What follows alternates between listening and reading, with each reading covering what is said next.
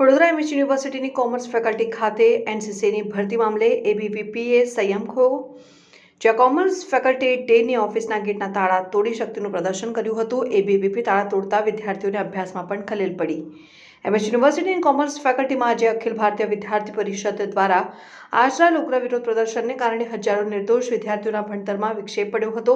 એનસીસીના માત્ર 70 વિદ્યાર્થીઓના મુદ્દાને આગળ ધરીને એબીવીપીના કાર્યકરોએ જે રીતે ફેકલ્ટીમાં અંધાધૂંધી ફેલાવી તેનાથી સંગઠનનો નકારાત્મક ચહેરો સ્પષ્ટ થયો છે. એબીવીપીના કાર્યકરોએ ફેકલ્ટીના નિયમો અને શિસ્તને નેવે મૂકીને અવ્યવસ્થા સર્જી હતી. કાર્યકરોએ ફેકલ્ટીનો મુખ્ય પ્રવેશદ્વાર સંપૂર્ણપણે બંધ કરી દીધો હતો, જેના કારણે સમયસર લેક્ચર્સમાં હાજરી આપવા આવેલા હજારો વિદ્યાર્થીઓ બહાર જ અટવાઈ ગયા હતા.